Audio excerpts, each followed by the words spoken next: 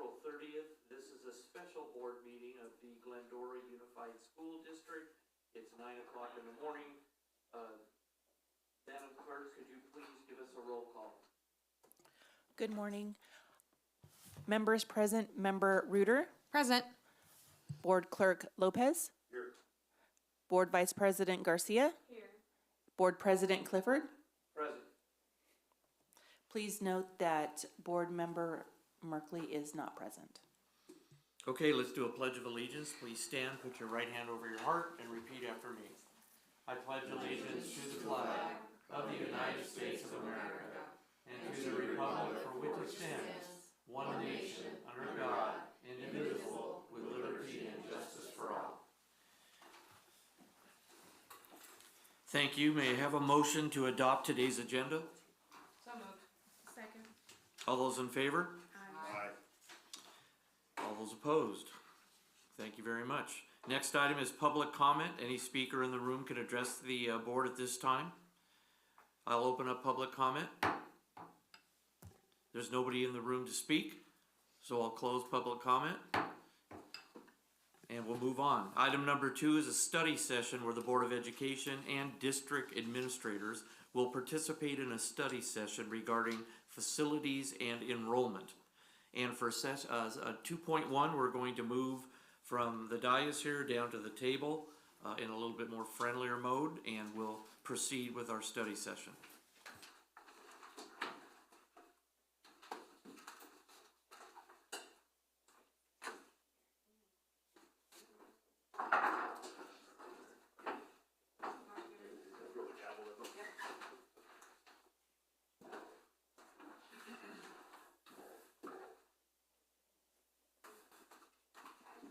We don't have, it's not going to be electronic, right? We just have paper? You have paper, and then it'll be up on the screen.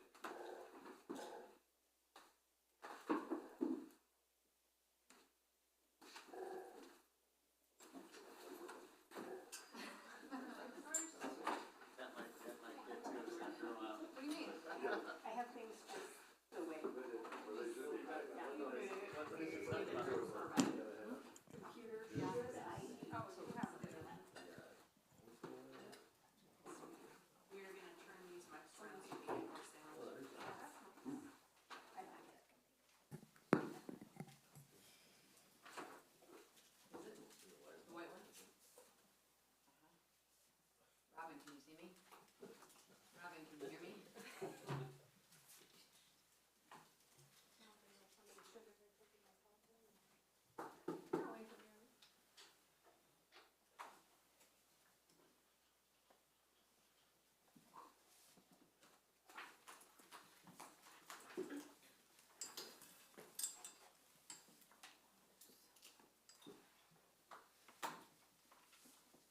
Okay. Who's taking the lead on the presentation? I will, sir. Thank you very much, Mr. Clifford, members of the board. Thank you for being here this morning. We do want to take you through an abundance of information related to, as it relates to our facilities and enrollment, and an overall look at each of our sites. We will get a detailed look at that. We also have Mr.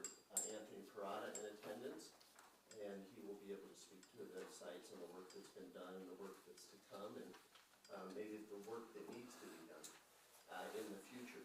So with our special session we'll have our slides up on the screen. We will post this presentation at the end of its completion today, later today, on the GSD website, so any and all that want to take a look at the information can do so. And first, on the second slide, we have our table of contents. It gives you kind of an overview of things that we'll be talking about, from just our quick overview of our strategic initiatives and pieces there, our current and projected enrollment, even on some out years that we have yet to look at. Our staffing, status of our staffing, our site capacity and utilization, and number of programs that we have at Williams Educational Center. Update on district of choice, which is very important to the enrollment conversation. Local control funding formula, data and information, and again the breakdown of each and every school site, the summer projects and timeline. And then we'll talk about something called a facilities master plan some possible recommended next steps as we move forward there. On the next slide are the GSD strategic initiatives that this board discussed just about a year ago now, when we were looking at updating and revising our goals and objectives, and the four that we revised continue to be, and we did change some of our titles, but the titles are currently student achievement, first and foremost, most important thing that we work on each and every day. Second, safe, healthy 21st century learning environments. There's a lot that is attached to that. Communication, and in many ways that is addressed. And then fiscal responsibility. And all of these, in some way, of course, tie to facilities and enrollment. So we're gonna talk about those connections in a little bit. Before we get to that, before we get to enrollment, I wanted to look at the next slide, which is titled Traditions and Innovations. And this is not an exhaustive list by any means, but just a sampling of some traditions for the Glendora Unified School District, or those that have become traditions, and some innovations that we're looking at either currently, recently, or we're looking to expand upon in the future. For example, things such as AVID, our extracurricular, the award-winning fine arts programs and music, our pre-AP and AP offerings, our rigorous offerings, student supports, that's whether through counselors, student support specialists, psychologists, etc., teachers, of course, interventionists, of course. Some of the innovation pieces are aviation, our career technical education pathways, health and sciences, dual language immersion, My Education Group, MEG, offering foreign languages after school, STEAM labs, and the implementation of STEAM labs at all of our elementaries and our 2 middle schools that are coming. LaFetra is nearly complete, just waiting on a few materials. But students already are in there using that lab.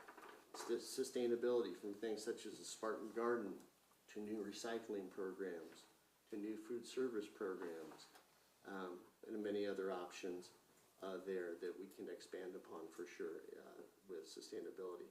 And our wellness rooms, and that does tie to student supports for sure. So we see ourselves as a district of choice. It has a district of choices, that we offer our families a balanced piece, and its traditional options that we've become rooted in Glendora, but innovative ones at the same time. With that, I'm going to send it over to Ms. Jeanette Walzak, our Assistant Superintendent of Business Services, and she's going to look at Glendora enrollment over the years, and obviously where we are and possibly where it's headed. Jeanette. Thank you, Dr. DeGracia. So you all have seen this table before where we are illustrating our enrollment from 2011, and then we're projecting 2024, 2025, as well as 2025, 2026. From the last presentation where we did the second interim, we have updated just a bit the 2024, 2025 enrollment. So we are decreasing, so we are going from 6,335, which is our current enrollment for the current fiscal year. And then for 2024-25, we are projected to lose 290 students. So our enrollment is projected to be 6,045. So the way we do things, and I'll show that on the next slide, is basically rolling the grades. So for example, 12th grade will fall off, and then you have, so really we're projecting TK and kindergartners. So I know Dr. Naharo, she's been tracking that really well for the past couple of months and updating our projection and talking with the principals to get a more accurate projection of what we are going to look like for the coming school year, 2024-25. So with that, 2024, like I said, we're projected to lose 290 students, and in 2025-26, about 120, and then we kind of dove a little bit further for 2026-27, projected to be 5,800, and 2027-28 is 5,650. So on the next slide, I'm just I just kinda wanna illustrate how we came up with the 2024-25. And maybe before we go to that, Chris, if you could go back to the previous one, just to hit the point of the GSD enrollment. Obviously, all of those parentheses from 2015-16 on are negatives, and the enrollment went to be a decline. We were a district of choice in 2010. That allowed us to stay afloat and actually even increase. You see that increase for a few years, but then starting in 2015-16, the decrease of 126. I think the lowest decrease we have had since that time is 69 students in 2016-17. But if you look at significant decreases, 2018-19, 246. 2020 and 2021, we all know what the difficult aspects of that year. 292. The upcoming year is equal, very close to the highest decrease that we had on this chart that we show, and probably in the history of the district. So it's a significant decrease. We see an additional proposed one for 25-26, and as Jeanette said, when we look at it, add it 2 more years, we see additional decreases down to 5,800 and maybe 5,650 in 27-28. Originally, when demographers projected out for Glendora Unified, they felt that 23-24 would be the year that things would start to balance out. We have not seen that.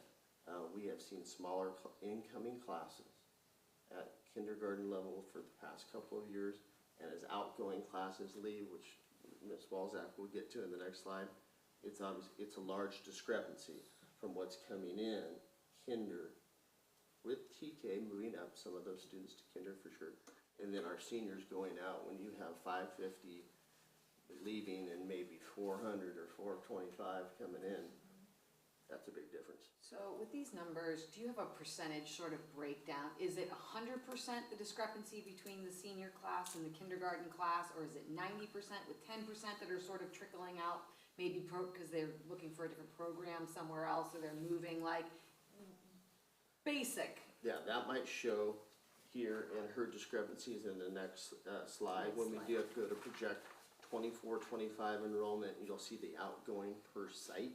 So maybe Okay. that will lead to your question a little bit. So maybe Jenny, a Jeanette. quick question before you move on. Yeah. You mentioned that you updated these numbers from a prior presentation. Did that number go up or down? It went down. Okay. Yeah. It went down a bit related to when I had originally put together the projection for the TK enrollment. I was expecting for it to be higher based on some numbers. And then what we use for this presentation is basically the actual that we've had for currently based on whoever has enrolled and who's still in limbo. So based on that and just adding just a little bit, or doing more analysis on that. So So the number went up, the amount of people we're losing went up, correct. not down. Yes. Correct. Yes. So this one, we just want to illustrate. So we took the 2023-24 enrollment, and then I wanted to illustrate what the effect is of our incoming versus our outgoing. Yep. So for example, let's take Colon. So they have incoming 57, and that's TK Kinder, and then we have outgoing, which is basically your 5th graders that are going into middle school, of 80. So we have a projection of total students of 512. In total for the district, incoming is about 1,270, and then we have outgoing of 1,500. And no, that's not right. So as you can see, it's about 200. About 250 students, so our incoming and then the outgoing. Difference. Yes, the Yeah, difference. yeah. That was just a total of all. Yeah, total of that, yeah. So the difference between the 1520 and the 1270 is about 300 students. And just for clarification, these are students that are graduating. Correct. And when you say Cullen, as far as their outgoing, would that be their fifth grade class? Fifth grade, basically moving into the middle school. Okay, so when we we're say seeing- 80, it's not like they're leaving the district, Right, it's no. just they're moving on to their Correct, next grade level, just for correct. clarification. So it's basically looking at the high school. So let's say at Glendora High School, we have 557 graduating seniors, and then we only have 400, we have 495 incoming eighth Freshmen. graders, yes, incoming freshmen from both Sandburg and Goddard. So next year's projected enrollment for GHS is 2,089. But that doesn't, because you have to look at their transfers too. So, you know, the average of inter-district transfers that are gonna come in, what is the projection? There should be a 10-year or a 15-year, because we always kept that. Right. Yeah. We always had a 10-year history of how many kids, how many transfers we were getting and what districts they were coming from, so. So this is just There for will current be. enrollment? Yeah, this That's is just for gonna be from current, yeah. our schools, our two Yeah. feeders. And then for Goddard and Sandburg, we had a little bit more data. So on the incoming, we did take into considerations some of the transfers that we are aware of, as well as some DOC. And then also for the middle schools, I know, as Eric, if you want to chime in, how Azusa has not, some of the district have not released, so we did not count any of those transfers. Yeah, Zusa will start releasing their inter-districts as of May 1st, and so we should anticipate a few more students coming into our middle schools due to that process. The one number at the elementary level that went up slightly, there's only one school that would be going up slightly, and that would be Sutherland. To go up slightly from proposed 460, 468, maybe the slight effect or dual language immersion, so that is a plus. The middle school numbers actually ticked up a little bit recently. Some of those numbers were hovering right around 200 for both middle schools. And so those ticked up recently, and that's a good thing. Are there numbers on Williams somewhere later in the Yes, presentation? we have a whole slide on it. And what we'll try to do is pause after each subject. And so the next slide is also about enrollment and ADA projections. So we'll pause after this slide because we'll have 3 or 4 just on enrollment. And the first question, where are we headed? Well, you kind of get a sense of that when we looked all the way out through 2028 and things to consider. What do we look like with a student enrollment of 6,000? We're going to find that out really quickly because that's going to be in August. And then 5,500, that could be just a couple years away. If our enrollment does not come in at kindergarten levels, we might need to look at how we're structured at 5,000 to 5,200, 5,300, and see what possible. There are many districts in our surrounding area that are similarly sized, and we could look at our neighbors for some feedback and see how things have gone for them and ideas and thoughts as we look at all considerations. FCMAT, Fiscal Crisis Management Assistance Team, I think that's the acronym. Jeanette can correct me if I'm wrong. They make recommendations, and you consider their recommendations and they're being tapped by many districts right now because 80% of the districts in the state of California are in a decline in enrollment. 100% of the districts in California are also in the issue where all the COVID monies are dropping off to be expended by a certain date here pretty soon. And so everybody needs to consider these types of recommendations. And so when you have site capacity, you'll see this in a slide later, but when you have site capacity at less than 75% of full or max capacity, you need to consider some different reconfigurations, some different options. It could be different programs. It could be different, things are structured differently. It's not just that though. You look at the enrollment as well. And when Azusa had this conversation in recent years, they looked at schools that dropped below a certain enrollment in conjunction with the 75% piece. So I think it's a little bit of a combo of both. I wouldn't say it's one or the other. It's a myriad of things and looking at the whole picture and to see, have some review, reflection, consideration of any type of restructuring and different options that could be allotted there. Questions on enrollment, ADA, related projections also, I know we didn't show those numbers, but we have good attendance, 96% pretty much across the board, 96% this year. That's very, very solid. Of course, we hope to improve that each and every day and have people attend consistently. But we have a good percentage of ADA, but of course, how we are funded will not equal these lower numbers of 6,000 next year. We'll be funded on less of the 95 or 96% of that number. Do you have anywhere in these slides what our max capacity is for each site? So where we are as far as that 75%? Yes, that's gonna be under a site capacity utilization percentages and slide later on, yeah. Any other questions on enrollment, ADA? Nope. All right, Mr. O, GSD staffing over the years and the effect there. All right, so obviously enrollment impacts our staffing needs. This table is historical data that shows the total number of certificated FTE per year in our enrollment. If you look at the data from 2016-17 to 2022-23, we actually reduced through attrition 40 FTE, which equates to a decline in 1,200 students. If you look at compared 2022 to 2023 and 2023 to 2024, we increased by 10 staff members, and that was a result of the needs of our students. And so we actually hired 5 elementary math interventionists, 1 reading interventionist at Sandburg, 2 support personnel, a student support specialist at Goddard before they were splitting one between the 2 middle schools. So now each middle school has 1 student support specialist. And we gave the high school an option to hire an additional student support specialist or a counselor, and they decided to hire an additional counselor. In addition, we brought Mrs. Danny Kent up from the classroom up to the district office to help oversee Avid and Gate. This was beneficial because it actually saved the district some funds because we didn't have to backfill Dr. Naharo's full position when we had that transition. And finally, due to caseloads within special education, we had to hire 2 new ed specialists to help support our special needs students at our elementary site. Next slide. Next slide talks about our current retirees and attrition.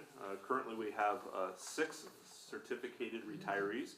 There's still 2 or 3 that are considering retirement, and we'll see how that goes throughout early summer. And we have 5 classified retirees and 2 are pending. Based on my meetings with all of the principals and considering our declining enrollment of estimated of 290 students next year, we're looking to reduce anywhere from 8 to 10 certificated FTE. It might be 8 because we're considering expanding transitional kindergarten. So if we need to do that, we're gonna have to hire 2 new TK teachers. So just be aware of that. And then all vacant positions, especially on the classified side, are being reviewed to make sure that it's needed and financially feasible. Mr. Osborne, thanks for mentioning the TK. That reminds me, when we're talking about enrollment, looking at classes for next year, if we add 2 TKs, 1 at LaFetra and 1 at Cullen, I believe that would have us, result in us having 2 at each site and allow for growth and allow for students to come in with some earlier birthdays as well and take some folks off of the waiting list gradually. But they come in before a certain birthday. We're very glad to have them, but we don't get paid for them until they're exactly what? 5. 5. Yeah, the good piece is that we would more than likely have them for 13 years. And then they would continue with us. And I know that there are some neighboring districts who did that early on and they benefited greatly. It's more of a long-term strategy. Yes, yeah, very smart strategy. Any questions on staffing? Thank you, Dr. Osborne. And Dr. Prince, yes, thank you. Dr. Prince will talk about the programmatic effect on facilities on some of our recent programs and initiatives that we've been working on. Yeah, so later you'll see some of we've talked about numbers, we've talked about the number of students, the number of teachers in classrooms, but this slide is really about some of the programs that take up classrooms outside of a teacher and students on a regular basis. So when you look at our STEAM labs, each of our TK8 schools will have a STEAM lab. We'll have a roving STEAM teacher for the elementary, and they'll go through and have their instruction in that room. So it's not necessarily part of the 30 students, one teacher, but it does take a classroom for instruction for that. And that will have the STEAM teacher and the Prop 28 art teachers at the elementaries will have those classrooms, and then it'll also be available on the days that they aren't in there for other teachers to go in and use that lab. They can do signups, they might do a rotation at the school level. We're working with our principals to kind of see what that looks like at each site. And as Dr. DeGrazia mentioned, that is actually already in use at La Fecha.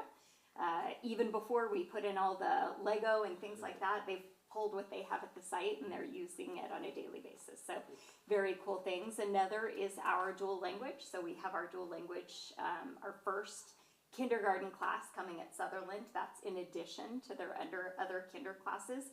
We didn't want to replace a class they had. We want to build enrollment.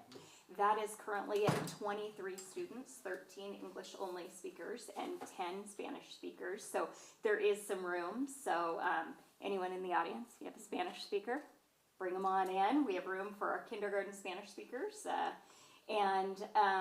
Where that will roll up each year. So we really, when we looked at different programs for long-term success for this program, you need to start and then roll up each year. So next year we'll have a kinder and a first, K1, 2, so that those students start at the foundational level and build through their experience. We also have the aviation rooms at high school. So those, that is teacher, student, but it also takes a number, these are large pieces of equipment, the simulators. We have 84 students currently enrolled in our aviation program. We're expanding it next year. We'll keep the 2-year pathway, but we're also putting sort of a fundamentals of aviation introduction. So for students who aren't sure, they don't want to make that 2-year commitment, but they're really excited about the program. They see the fun things happening. They get that exposure, and then they can choose whether they want to make that extra commitment to the 2-year pathway. So that will be expanding next year. We also have a classroom at Goddard that is an aviation lab now. And that is, so far we've rolled it out with our GATE programs. So our first GATE workshop had 12 students in it. We're registering for the summer. The summer session currently has 13, but I anticipate that going up to capacity because kids have more time in the summer to do the fun stuff. And we'll look at how we expand that as well. We have those amazing aviation teachers are hard to find. We have a rare gem in Cindy Deere. She is amazing. So where we looked at things like, could we make an elective at Goddard? But we would have to pull Mrs. Deere from the high school to do that. So right now we're looking at after school opportunities so that we keep Mrs. Deere's focus at the high school. We also have our wellness rooms at each of our school sites. And like we talked about in our presentation earlier in the year, those are used differently. The elementaries can do individual, small group. A lot of times they have kind of social circles.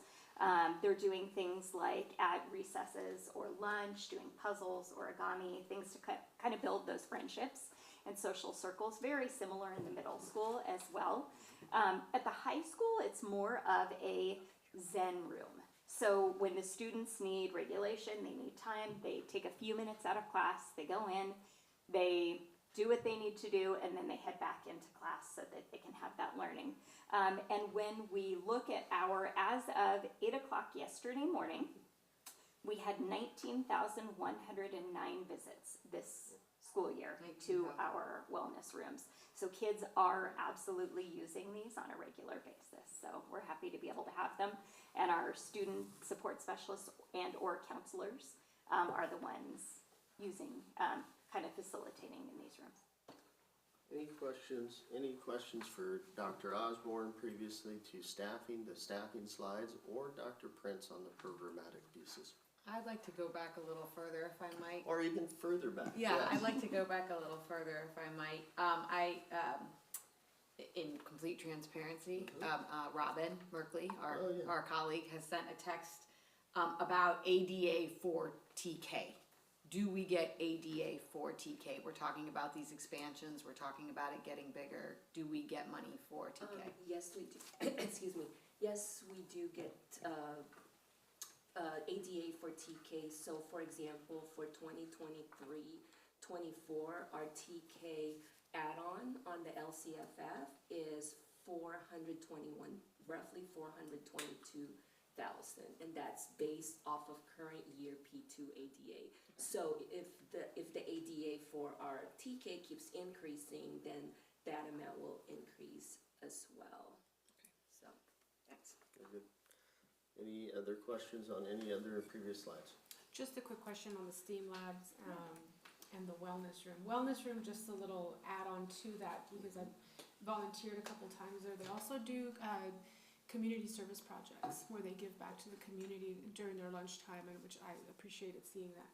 The STEAM labs, is there any plan on using those for after-school programs Yeah. and summer programs at this time? Yes. So we've talked about some after-school programs. We've talked about some, like for example, the LaFetra STEAM Lab will be used. We have we call them the specials class. So they're going to have a STEAM rotation for the students who are attending summer school, and they'll rotate through the summer program. We're also going to be using them with some of our GATE workshops.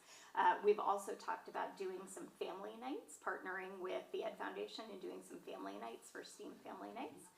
So using those both inside and outside the school day.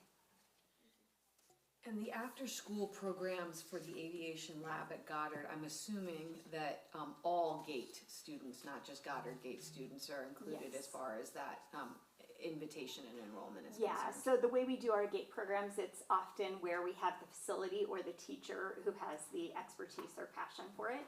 So, for example, our elementary GATE workshops, you can have 30 different workshops, and no matter what school you're at, if it's, say, Mrs. Birmingham at Stanton, that's where the class is going to be held, and all of the elementary school students are welcome to go there. We do try to alternate which sites, so that way if a student doesn't have transportation, they have some opportunities at their school site. But yes, it's open to any of the students in the grade span that it's targeted for. Thank you. Now, the aviation, that switching locations is not truly a possibility because of the setup, right? Unless you move all of the equipment into Sandburg. So what are we doing to ensure that the students that do want to take the class but can't for transportation reasons, the parents are working, now they have to get to school. Have we tried to negotiate with the city as far as a shuttle making its way So to the city actually has the team bus that makes that possible. We're very lucky on that. That goes from all of our different, especially it'll go Sandburg, Goddard, GHS, and it goes around twice. So our Sandburg students could take the teen shuttle from Sandburg to Goddard to do that. So do you know the numbers as far as the last time the GATE workshop was held at Goddard? What was the split between Sandburg students and Goddard I students? don't, but taking I the can class? find that out and let you know. Please, because that way, if they're not aware of that, sure, they're making they're informing their students, but maybe try to encourage them to. Because I did get a couple messages from parents kind of concerned that the Sandburg didn't have the aviation lab, and I was like, no, everyone's welcome, but of course, the transportation can be an issue for some students. Thank you. I have a question about the nomenclature of the wellness room. Do we ever think about changing the name? Do we ever think about changing the name of the wellness room to something different, or why is it called a wellness room? I mean, the connotation of the opposite is I'm not well, I need to go to the wellness room. Isn't there something like an inspiration room, or is that just what the industry calls these rooms, or? Yeah, it's the common practice for the room wellness, and it's more like not like I totally understand that part of it means I'm not well, but it's really just kind of I suppose the Zen room, but. I bet, but it's just my opinion that, 19,000 visits is great, but it sounds like most of the activities that are going on there are more inspirational and collaborative, and they're just things that, I don't know, I just don't like I don't like the name wellness room. I think it could be a more positive thing. That's just me personally. I didn't know if we talked about it, if it's just because everybody else does it, do we have to do it? That's my only feedback when I hear the wellness room. Yeah, you're just gonna find that wellness is it's a term used wide and far. Most of them are called wellness. Could you change it to a mindfulness? Sure, you could change it to something like that with different activities. But the wellness is taken, I think it's more of a, it covers a lot of different areas, so it's kind of a broad term when a student's going in there for mindfulness activities or whatever they're gonna do in the room, so that's what you're gonna find most of the time. And sometimes those activities are kind of a gateway into them feeling comfortable to then they see the counselors and the student support specialists there, they start developing a relationship, so when they are ready to talk about if there's anything going on, they've formed that relationship and that comfort in that room with those people so that they can then open up and get the services if they need them. Well, and I'd like to hear, Paul, I think you'd be a great person, or any of the people that are on sites. These kids have grown up with this as their vocabulary. I think that our generation maybe might feel a little bit like, well, what do you mean wellness? They're fine. You know what I'm saying? I think that this is this generation's vocabulary that's not a negative connotation that way, as seen by 19,000 some odd visits that way. It's just, it's the vocabulary of the time. Yeah, I have to reflect back on Wellness Wednesdays, True. right? Yeah.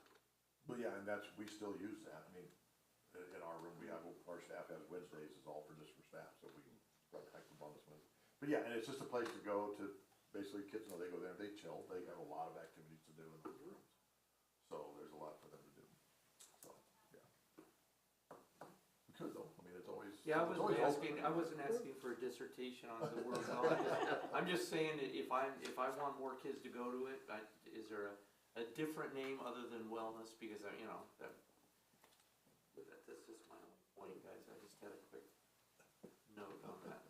Yeah, and something might work differently for elementary that it would work for middle, or middle would work for high school. So the possibility is just on the name there, or catchy phrase that matches their site for sure.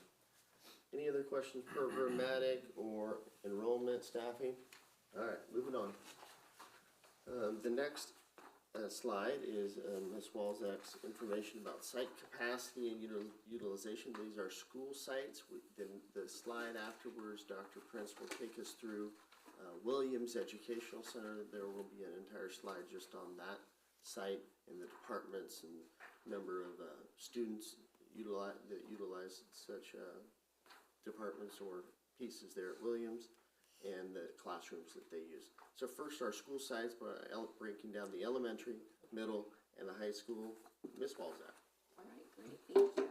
So for the capacity, I know during our school's report, the principals have included their capacity, how many classrooms are available, how many classrooms total do they have as far as portables versus brick and mortar. So what we did was we took that and we basically inquired about what classrooms are being used, and we counted the regular classrooms where they conduct the classes. We also added the STEAM labs because those are one of our initiatives, as well as the wellness rooms. So that's also included in our utilization percentage. So for example, Colon, they have a total of 30 classrooms and 26 are being utilized. So their utilization percentage is at 87%. Goddard and Sandburg, they have the same capacity at 36, and then utilization 32 classrooms and 30 gives us about 89 and 83% respectively. For the high school, it's a little bit more. If Dr. DeGrasse, if you want to chime in on here, as far as all portables are being used, so they have 8 portables. Those are all being utilized for classrooms, and then the brick and mortar is at 83 or 98%. Dr. DeGrasse, GHS is a comprehensive site, and the number of programs that are there is a bit trickier, a bit more convoluted. I think that number might be somewhat lower than 98%, just in the fact our classrooms are used each period. Are they used during the school day or just after school? Are they used for ROP? Are they used for district? So there are a number of factors there. Or, is there a part-time teacher that only teaches 2 periods one day and the other days he or she is not there teaching? Do you have any teachers sharing classrooms? The answer to that is no. currently. So, I mean, those types of things and considering all that, so if you were looking at overall percentage, it's definitely lower than 98, but it's not lower than probably 85 at Glendora High School. And then we wanna just also add for example, for most of our elementary schools, with the exception of probably Sutherland, because that's the smallest at 26, the capacity is 26 classrooms, so the maximum students we can handle, like I said, with the exception of Sutherland, is probably about 650 at each of the middle schools, about 1,000, and at GHS, about 2,800. Jeanette, that's the number that is missing for me, because like to say that, in my opinion, that Whitcomb is at 50% capacity, that number doesn't correlate, because if you have 5 kids in a class versus 30 kids in a class, Yeah. that misspeaks the capacity, in my opinion. So it's, I don't know, what we're trying to show here is for classrooms, not for capacity of students. Is there another slide that shows capacity of students? Because that's what we're not dealing with attendance, we're dealing with students, not amount of classrooms. So, I mean, you could skew the numbers by saying, oh, we're gonna have 10 kids in a class instead of 20 kids in a class, and still tell me you need utilization of that. Again, I look at a high school, I have a lot of questions about the continuation education part, but you know, if you have 50 students going to something that we call a high school, and you're saying we're at 50% capacity, I don't buy. I as a policymaker don't buy that number. So we have to figure out, is that a different model? We only have 5 kids per class, and at an elementary school, how many of those classrooms have less than 10 kids in them, and what are the purposes of that, and can those be condensed? I mean, that's the problem I'm trying to solve for is enrollment, not room. So I understand what capacity we have from a standpoint of buildings, but what's missing to me is the utilization of the building, meaning we should have an expectation for, and I'm making these numbers up, for $10,000 per student per seat, we should have a business model of how many seats we need to fill for us to pay the bills, correct? Correct. And that's what I'm looking for in this, like the business model side, saying we need X amount of money to run the district. That's how many seats in each classroom equals each classroom should generate so much revenue either a month or a year, whatever you're doing. And I don't think that I couldn't use this for that. Does that make sense? So, in a few more slides later down the presentation, we are going to be illustrating the total revenue and by site based on LCFF and based on enrollment, and then we will also show the total cost by site. And I understand what you're coming from related to Whitcomb High School, because it's, you know, it's a different program. It's not your usual where you have the, you know, the 20, the 30 or whatever number of kids. So for example, though, at the elementary level, we make sure we stay within, you know, the class size. For example, 24, 31, 33, and then at the middle school, so on and so forth. So that model, I think, fits. However, I do definitely understand that we have to come up with a better model related to Whitcomb High School. So we can, you know, we can talk about the capacity, and it's definitely very different. So let's definitely work on that one. When's the appropriate time to talk about that? I have questions about that educational model, what other districts do, and when's the appropriate time to talk about? Is there a slide on Whitcomb? We did not do a slide on. What do other districts do for that educational model? Like just for a continuation school, or for this alternative education? What are the other surrounding districts? Do they all have an alternative high school, and do they all, like, how do they deal with that? Yeah, many do, and like ours, they tend to have smaller class sizes. So for example, when I was at Whitcomb the other day touring, I go about once a month to each of our sites. The class average was about 15. versus when you go to the comprehensive high school, you're gonna look a lot more like 33 to 36 in those classes.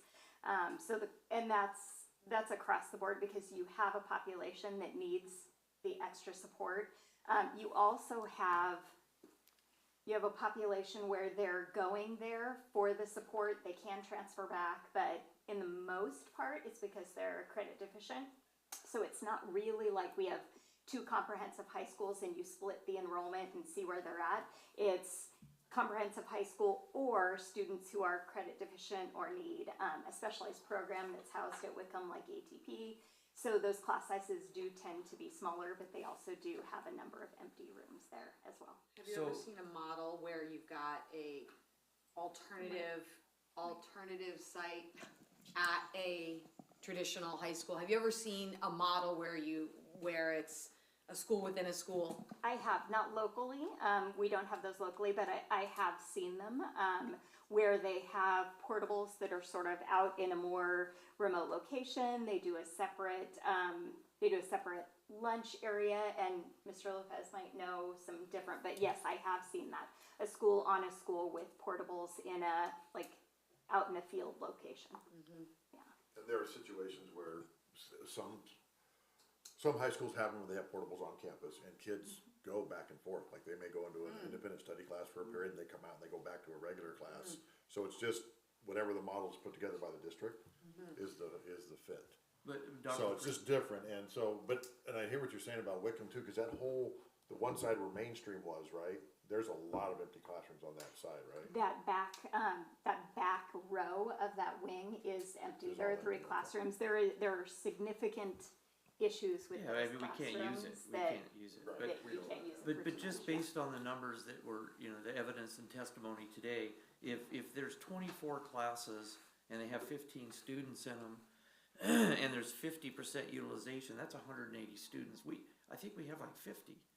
So that's the part that I can't get my head around. If there's 15 students in the classroom, I thought there were like maybe 5 or 6, because when you think about it, we have I'll say there's 50 kids that go there, right? Roughly 50 kids. And we have 24 classes. And then we have 50% utilization. So I just did the simple math, 15 times 24 divided by 2. And that comes out to 180. I don't think we have 180 kids going there. And I don't want to do that every one of these things because, again, this is going back to, we have several issues. One of them is, they should all look like Disneyland. They should all have the right electrical power. The issue that I'm personally trying to solve for is attendance, revenue, and pay. So I can't I wanna understand the numbers and use them, but even based on what you said, I can't get my hands around it unless I'm wrong. This one probably shows a little better with Whitcomb. So you have about 50 students in their regular program. You have 43 students in special education. Now, some of those are special education students in the main at Whitcomb, but a lot of those are your students in our adult transition program. So whether it's the SAIL program, whether it's the ATP program that recently moved over Right, from but those are things GHS. that moved over. Yeah, so those are some things. So overall, there's about 90 kids at Whitcomb total for all of those programs. That's where the 50% comes in. That's That's what I where wanted, That's for the still not- benefit because of those the are- community and those listening at home, can you give us a list of the programs that are housed at Whitcomb, please? Yeah, so you have you have our adult transition that recently moved over from GHS. You have the emotionally disturbed, which is a program provider for the SELPA. We have another Mod Severe adult transition program, and then you also have students who are mainstreamed into the Whitcomb population with a special education teacher. That's the And mild mod. goal That's teachers? the mild mod. And then our goal teachers are housed over there for our independent study. And then we also do have our adult education at Whitcomb. So we have a number of classes, and I know Ms. Shibata is attempting to expand that.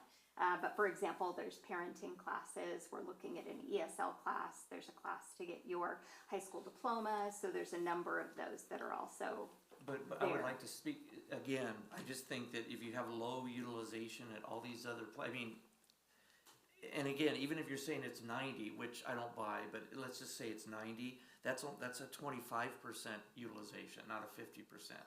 You understand the number part of it, like Yeah, 20, so if we claim there's 90 people there every day, and then that would be a 25% utilization. And I'm just saying that my intent is to try to get full utilization of all of our facilities and then see where that leaves us, not have 80%, 80%, 80%, 25%, and then have all these buildings we have to pay for and do this other stuff. So, you know, whether we've made decisions to put things there or not, it's just, that's a thoughtful process that has to do with utilization and enrollment. And we talk about goal teachers. How many teachers is that? 3. 3, okay. So why are they at Whitcomb? Could they be at Goddard? Could they be at Sandburg? Could they be, I mean, and fill that utilization up and maybe have a better working environment and resource and be more in the mix. And those are the questions that I have that I want to discuss. What's our FTE at Wickham outside of SPED? Do we know how many they have outside of SPED? We'd have to get that for you. Okay. Yeah, outside of spend, we could get that. I think it's down to maybe 5. They in the past had 7 or 8, and we had, through attrition, reduced that down to, I think, 5 teachers. They do it department-based, so it's specific to subject areas, so all subject areas need to be addressed and taught. So no matter the number of students, the subject area is required to be taught, and that accounts for one of those classrooms. Just as it would for some of our secondary sites and even our elementary sites, based upon the class sizes, of course, and the requirements per the agreement with our Glendora Teachers Association. And no more opportunity program there? No opportunity? No current opportunity Yes. program, although the 10th graders Yeah, did there's head a- back to Whitcomb this year and have been there's consistently a attending. 10th grade opportunity program for Okay. students who, to help, so they don't have to wait for that junior year. Right. They can start They can start recovering that some of those credits earlier. Okay. Do they But still the have to be middle school 16? opportunity is no longer Not for there. that program. Not for that program, they do No, not not have for to be that 16 for that program. No, that's not an opportunity. Before proceeding to Williams and hearing from Dr. Prince, I just wanted to take a brief break and talk about the District of Choice program. Although we have some new programs that are coming to the district that have begun this year, aviation, dual language immersion coming forward for next year, we anticipate garnering some students from those programs, certainly, and ones that we've continued to excel at in our traditional programs of influence in the region that people come to Glendora for. The one area that can have a significant effect on increasing our enrollment, though, is District of Choice. If that program and the legislation for the program is adjusted, it again was originated, the next slide I think should show District of Choice. Originated in 1993. That's okay. No worries. There you go. Next one. Was the next one. Sorry, Dr. Fritz. It originated in 93, reauthorized in 2022, and Senator Newman, who's the chair of this education committee, is chairing this. He's pushing this bill through so far very well. It will anticipate it to have a tougher task in the assembly, but it already passed 7-0 in the Senate. And it will have great effects on our current DOC regulations if passed as written currently. It would remove the 10% cap, which has harmed us for many, many years. We had well over 1,000 students that entered our district through District of Choice. Currently, we have 286. When we began District of Choice in the first few years, there were 38 districts that sent Glendora Unified students. We currently, due to the restrictions of current law, only have 11 districts that send us students through District of Choice because we have been maxed and capped from the number of districts with the rigid 10%. So the flexibility is being asked for on the 10% and the permanency in law of the program, so that parents that come to our district and any other district, there are 45 districts in the state that are Districts of Choice, and anyone can join and sign up or register to be a District of Choice. But every few years, it gets reauthorized, and those parents are on pins and needles to see if it's going to be reauthorized, and their student or child can continue at said district or in the district of choice program. If it's not reauthorized, they would be allowed to finish their grade span. If they're in elementary, they finish elementary. If they're in middle school, they finish middle. If they're in high school, they would be allowed to finish high school. But if at whatever point they're at, they would be finished at that grade span.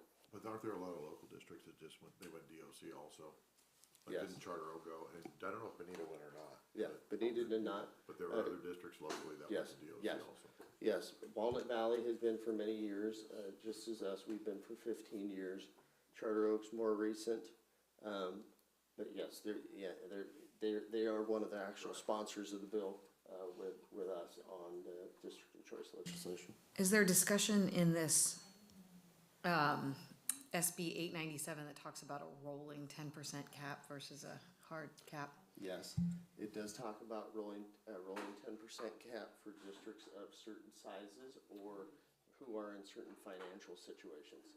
But for everyone else, there wouldn't be a dedicated cap. It would just be a certain, either a rolling would probably be a fallback plan, or there would just be no cap whatsoever. It sounds like since all districts are going through declining enrollment, that the cap is going to apply Yes. anyway, based Yeah, on enrollment. but it would be a rolling one, so that once a district has 10% of students going to other districts, as people go out, more could come in. So they must be looking at consolidation of districts then, because that could, if there's no cap, if there's no hard cap, or if there's just flexibility and all that, it could end up decimating some of the smaller districts that way. Yeah, it's looking at ADA models and also Yeah. people who are in financial strain or who have been taken over by the state, things of that nature, yeah. Dr. Prince, sorry, going back one. And going back one there for Williams, there are a lot of eclectic programs at Williams. So a lot of them are ours, some are outside programs that rent from us. So you'll see our Tiny Tartans preschool has 5 classrooms with 72 students in those. We have our specialized preschool, respecting our uniquely talented students, which we call Sprouts. That has 53 students in 2 classrooms. And just an aside on that, those 2 classrooms, we have traditionally had one we've had one TK class at Cullen. Because we have these 2 classrooms, we will be opening up another special education TK classroom at Cullen this year, so that all of our Sprout students can be serviced. The other opportunity in that is it actually allows us, it's a SELPA provider program, so it allows us to service students from other districts. We actually do have 2 that we've taken so far for next year.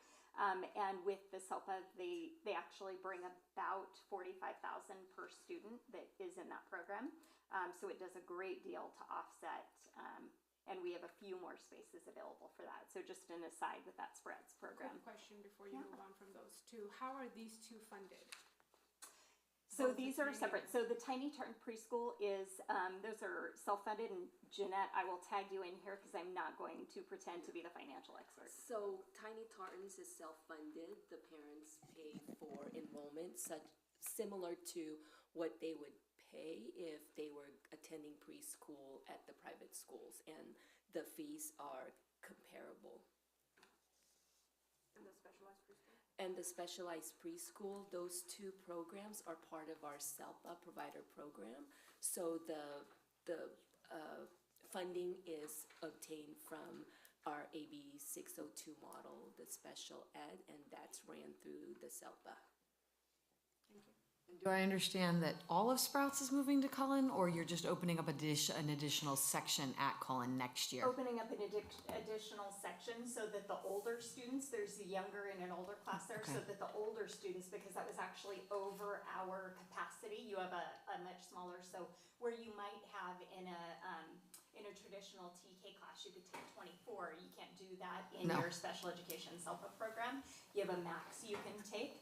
And so in order to make sure we can service all of our older classroom students coming up, as well as more from the SELPA, we're So maintaining the two classrooms at, maintaining the two our- classrooms at Williams So and then our- adding an older one at Our Cullen. younger Okay. class will move to the older class, and then we'll have younger students come in. And they did get, just as an aside there, one of the big projects this year was a new playground for our Sprouts program.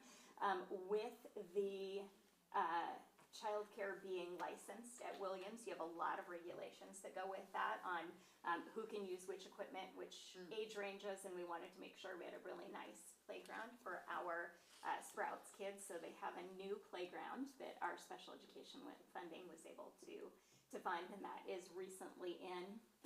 So that was just tagged on there. We also have our occupational therapy, our adaptive PE, speech. The number of students varies. Those are 3 classrooms. Obviously, when you're thinking like adaptive PE, it takes space to do that. So that's 3 classrooms in use. We have our PAL program, Parents of Little Learners. It's approximately 30 students with 2 classrooms. It's like a mommy and me type class. Can we take a breath for a minute? Yeah. Do you wanna go through this whole thing? Cause I have questions on each bullet about funding, so how do you wanna do that? You wanna just tell me what we're doing and then go back? Or do you wanna I how do you think we wanna can do that? stop every few for sure, because there are so many So- bullets on there. I would say every 3 or 4, yeah. Look, at the main thing is part of what I believe my responsibility is to be a fiduciary to our taxpayers too. I mean, we could talk about district of choice and having all these people come to Glendora, but, you know, we get funded, I think, through our taxes and through the other ways that we get money, and I think that's important to note too. So if we're gonna have, like, in Tiny Tartans, we say that's self-funded, okay, I get that. And my argument would be that if we have a classroom that we're offering for some business that we're doing, and if we're receiving taxpayer money to run that building, we should be at least getting the equivalent to what that's the funding question I have. So when you said they're paying what they would pay to another preschool in town, I don't know what that is, but I would like to know in relation to the 5 classrooms that we're using with the 72 students, that sounds pretty, I don't know, what is that, 25 twos or 10, maybe 15 people per class, I don't know, I'm sure the standards are similar to our other classes. What, is that funding comparable to what we would get annually? I think it's just a yes or no. Yes, it's Okay. comparable. So that's that's good. My next question, you answered the Sprouts, we get that through a different fund, and I think on that, PAL and OT, those are paid also? Go ahead. Nope, financial expert. Yeah, Okay. financial. So let me look at as far as the OT, APE, speech, those are also part of the provider program. So that's special ed, so that's funded through that. And then the mommy and the PALS program, that's a program, and I believe the parents pay for a fee. And it's like, I'm not sure what the schedule is. It's not every day. It's a very minimal classes, and the frequency is also. To me, it's just in relation to 2 classrooms. What 2 classrooms are dedicated to it. What revenue are we getting for those? Are they classrooms? dedicated to it? Are the PALS classrooms dedicated? They're not sharing it like during the day, during the night, anything like that? 2 separate Okay. classrooms. That's all. I mean, it'll have, I'm sure the site will have a number. And then my closing question on those 4 bullets are, I'm gonna make this real simple. Can Sprouts can those 2 classrooms go to one of the places that have less than 100% capacity instead of being at Williams? Can the OT, can any of these classes that we are using at Williams go to a facility that has available classrooms that is below capacity? And a number of them could move. Sprouts actually works inclusion with Tiny Tartans preschool. So our younger students, as they have certain times during the day that they will go over to our Tiny Tartans preschool class, and they couldn't do that with, say, a TK or K class it has to be the age-appropriate peers. So they are matched. Now, if you moved both programs Yeah. together, that would be possible. It would be a little more difficult for licensing, but that's not to say it's not a possibility. So if we had a facility that had 7 classrooms available, you could move that program, I mean, I'm not saying do it, I'm just asking. You could do a capacity study and say, hey, we can move those 7 classes here, and now that building is X, or you can move those around. They're at Williams more for convenience than, or for whatever reason we put them there. Yes. Okay.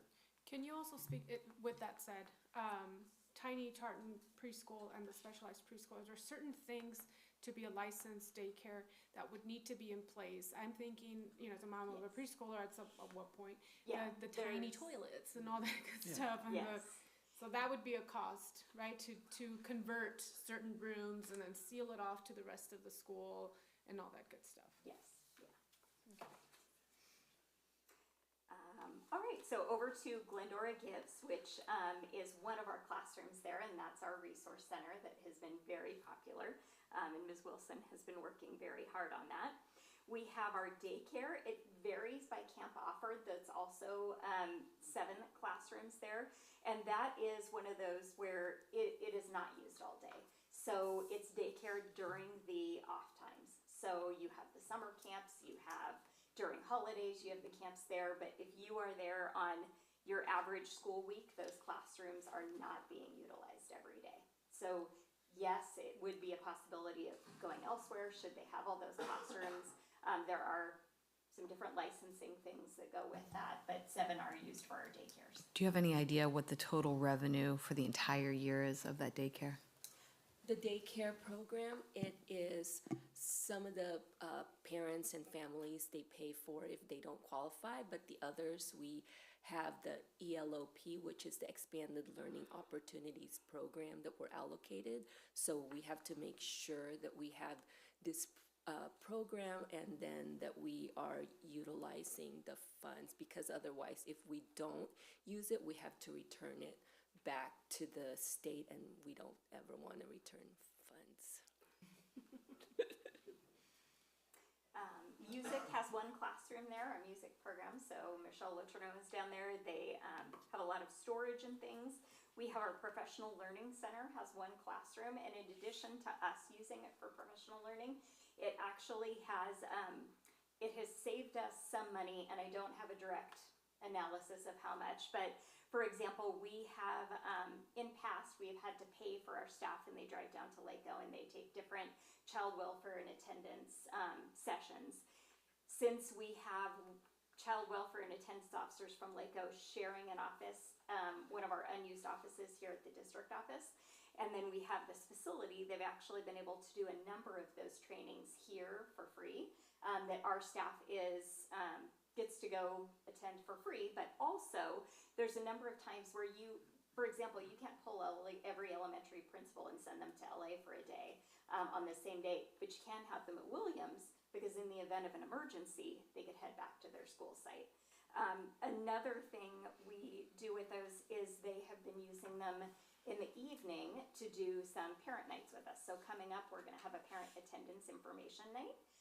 All parents are welcome, but our parents with students who have chronic absenteeism concerns are specifically invited by their school site. And it's gonna be provided in both English and Spanish. And we're gonna be providing daycare and food, so that we're trying to remove all barriers. So in addition to it being a professional development center for us to use, we allow others to use it. So there's a 3-day institute at Lako for multi-tiered systems of support over the summer. We can't attend it, the dates don't work, but we had told them, hey, if you want to have it on our time frame in our facility, you would be welcome to invite neighboring districts, and then we could time it and not have the fees for it. So we use that for the PDC. Any questions before Dr. Prince moves on to the final 4 bullets about Glendora Gives, daycare, music, or the PDC? Seeing none? Nope. Okay. Next one, Foothill Consortium Induction Program. So that was, back in the day, I still think of it as BITSA, because that's what I went through, but it's our new teacher and new administrator academy.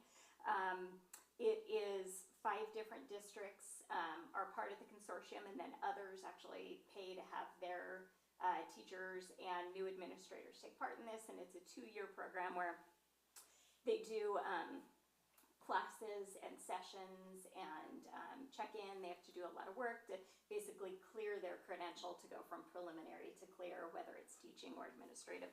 I do not know, that's 2 classrooms. I do not know what they pay for those. Perhaps Mrs. Do you have any Wilson. idea what percentage of time they're utilized?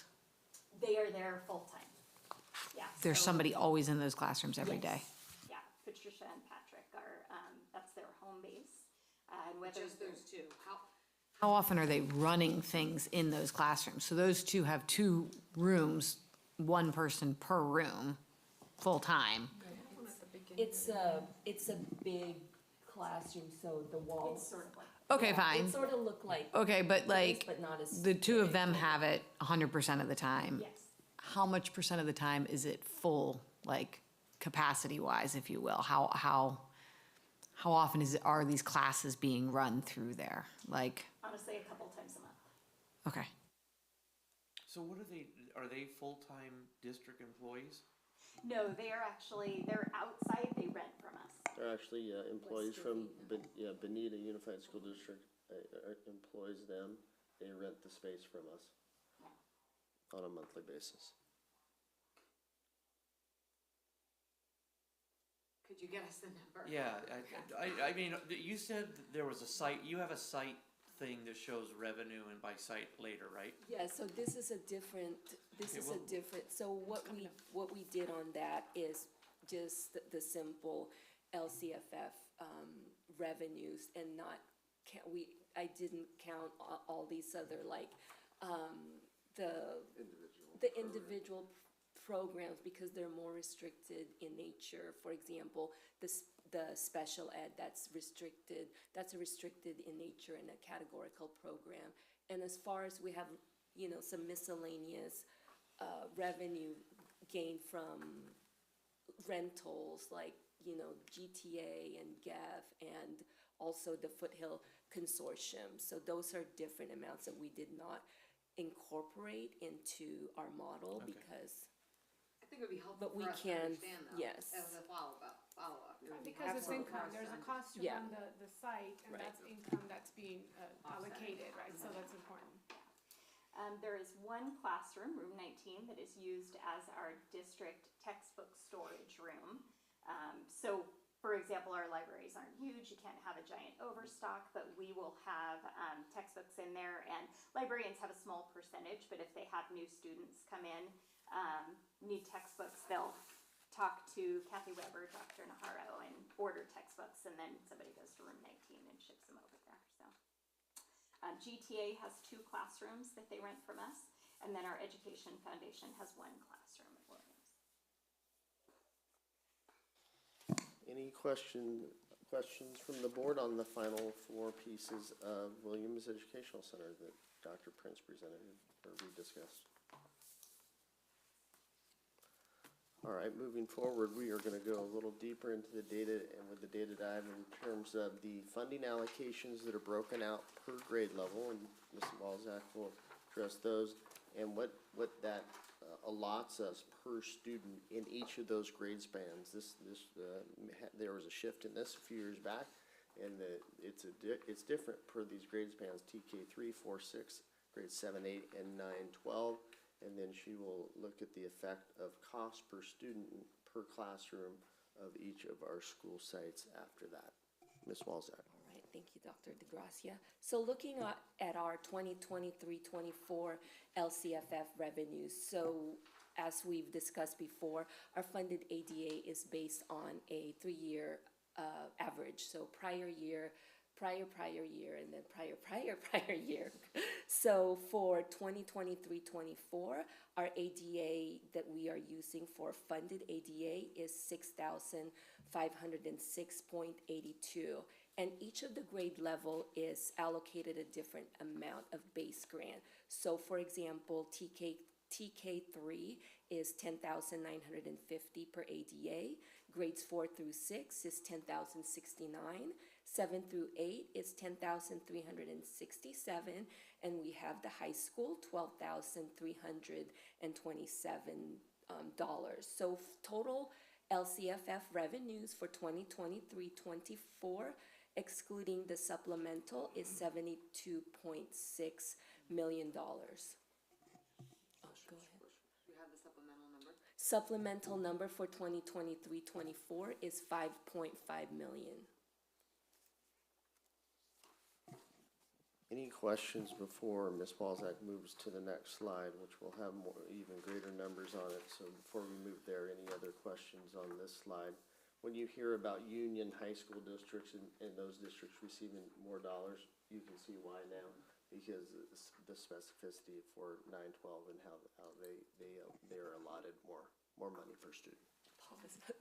Trustee Lopez is laughing. He's the beneficiary of Yes, that. he is. So moving along so here we decided to just look at, for this purpose, look at the unrestricted general fund. If we were to include the restricted, the categoricals, it would just be so much, a lot more information that we don't really have time for today because of the time allocation that we have. So we can, discuss that at another time. Yes. So we broke it down on one column is site-based cost. So that's basically your cost on your staffing, whether that's certificated, classified, the supplies and things that are needed in order to run the school site. Also, along with that, obviously we have your fixed costs, utilities, and some of the centralized cost allocation that we had to allocate would be things that are not specific for the site. For example, like the district operation. So the district is basically working off of providing services to all of the sites. So that's allocated as well, and we allocated that for this purpose based on enrollment. So the allocation, the centralized cost allocation, the higher your enrollment, the more we're going to allocate for you for some of those costs. So we came up with Cullen, for example, total cost of $5.1 million. Total cost per student is $9,579, and the total students that we took for 2023-24 is our current year, our enrollment basically for 2023-24, and that is the CBEDS number, which was what the enrollment they reported in October 5th, I believe, of 2024. So that's how it is. We felt that ADA, the cost per ADA, since even if the student is not there all the time, they're there. So it would make it, for this purpose, I felt it made more sense to allocate the cost per student. And then the next column is the cost per classroom. Again, that is the total number of students times cost per student times the total number of students that they have in each of the classes. So we have cost per student at Cullen, $9,579, LaFetra, $10,044, Sellers, $9,569, so on and so forth. So looking at the elementary, they're all pretty much, closely in line. Very close. And Ms. Walzak, all of these numbers here are for the full school year, for the 23-24 school year, correct? I'm sorry, That's I did not say that. We took the data, the actuals that we have through, I believe it was around mid-April that we worked on this, and then we projected the rest of the year for April, May, and June, and Mrs. Medina, our wonderful Director of Fiscal Services, helped me put this together. So she basically added roughly, 15% for our 4s and 5s, which are materials and supplies and contracted services. And then for our certificated salaries, classified salaries and benefits, we basically had to add, I believe, two months, correct? May and June, again, projected. Are there any questions? I have a comment. To me, you have direct costs, you call them different things. You have direct costs, you have indirect costs, and then you have overhead, Correct. okay? It looks like we've broken that into two somehow, like, I'll call them direct and maybe indirect, I don't know. But I don't think, my assumption of the financial rules that we used is, I think that direct costs are direct exactly what they are. Indirect costs are other things that go to the facility, but the overhead, like taking the district overhead and allocating it per student, to me is inaccurate. You need to take that and equally distribute it to every location. Then you either get a favorable or an unfavorable variance. In other words, you need Dr. DeGrazia for every site. And you can't divide him up by, well, we're gonna give 90% of him to this place and 10% of him to his place. Every site should be equal, so there should be a portion of, you know, what businesses called SG&A or general administrative, Selling, but yep. what we call, I guess, overhead for the district site that should be equitably distributed to everybody, and to give Whitcomb $267,000 of centralized cost on a 10-acre facility, it's just, to me, not even relevant. It's not fair, because you could say, oh, we're not capitalizing for, we're not depreciating to do repairs, we're not doing anything, we're just saying that we're doing that allocation per student, which I could see to do that for a direct cost, but I can't see that to do that for an overhead cost. So, to me, every single site that we have, including Williams, should be given a percentage of the cost of whatever we call Centralized. Or whatever, administrative, yeah, centralized, and because you have to manage it. I mean, unless anybody here at this table says I don't do anything at one site, I don't think they say that. And that to me, that changes the numbers a little bit, but it's just my opinion on financials. When you know, okay, I would expect for the most part the site base to be all of the direct things that happen: water, sewer, electrical, the things that each site does independently, unless you just get one meter somewhere. I don't think that's the case. And then on indirect, then that might be the specific student, the specific teacher, and all the specific sites that are indirectly, you know, that are for that site, but they're not the utilities and those kinds of things. And then the last column to be the overhead. This is the structure that we need for this many buildings. And then you look at those three items. That's just my take on it, and how I see that it could make an accurate depiction of what you need or what you don't need. All right, sounds good. No, we can certainly make that modification, and then we can, next we can do a comparable and present that data based on President Clifford's suggestions. That makes sense. I understand it.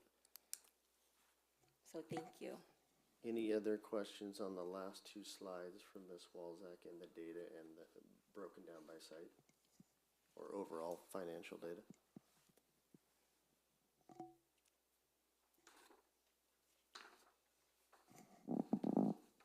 All right, hearing none, I know he's been eagerly anticipating this moment. Mr. Parada, this is your. He can probably come up. He can probably come up to Just the stand right over podium. the doctor's shoulder. Yeah. There you go.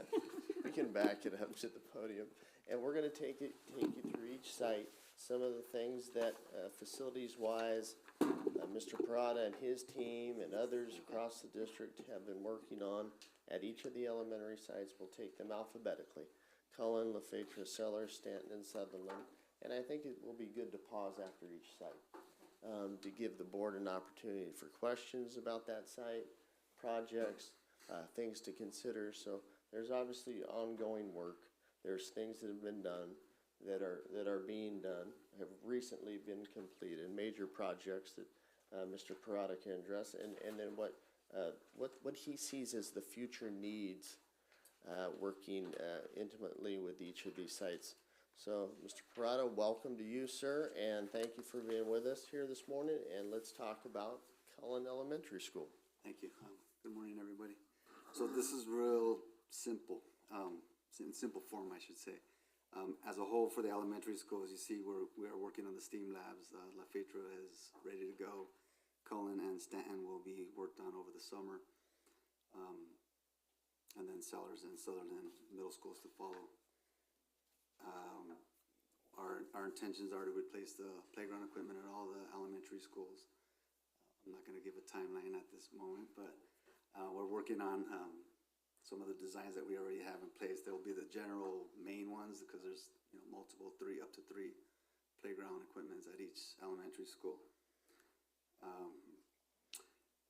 Some of the work that's been done since I've been here is you'll see HVAC replacements in certain classrooms when the HVACs fail and we can no longer repair them.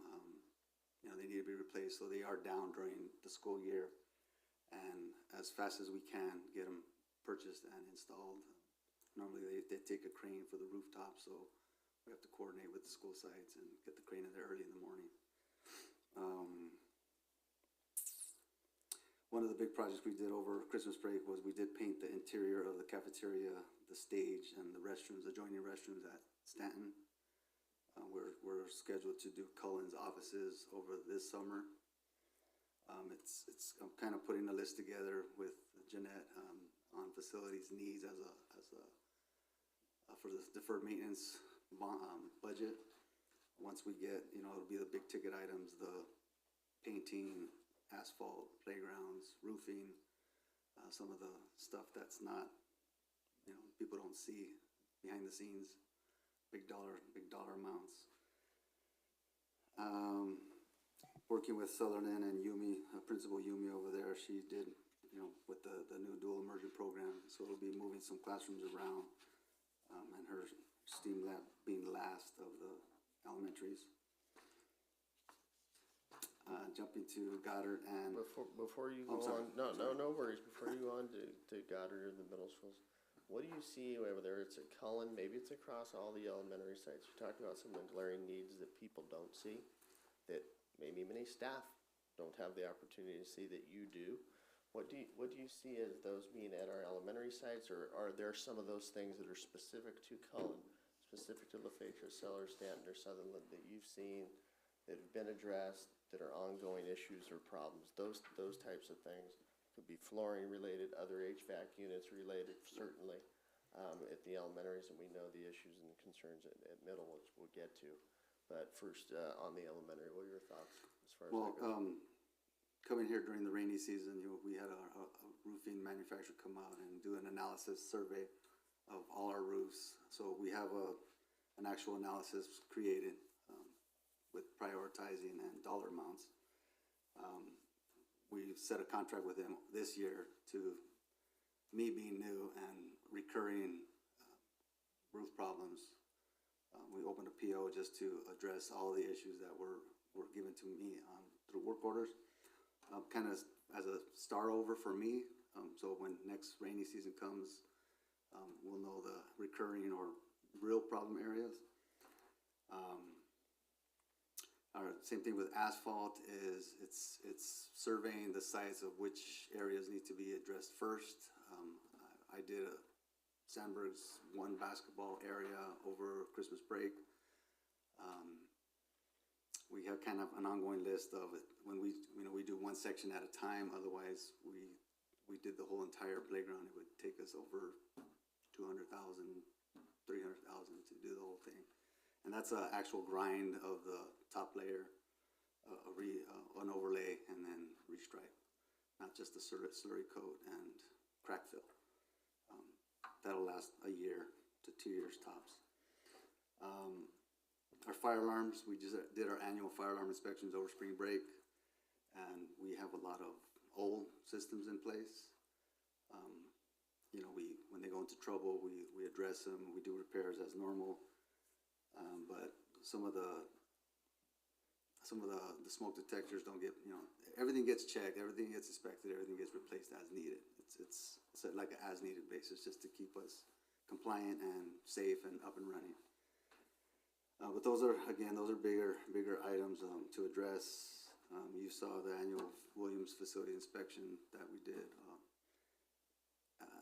Those are more of a work order project bearing, doable, but just it's time consuming.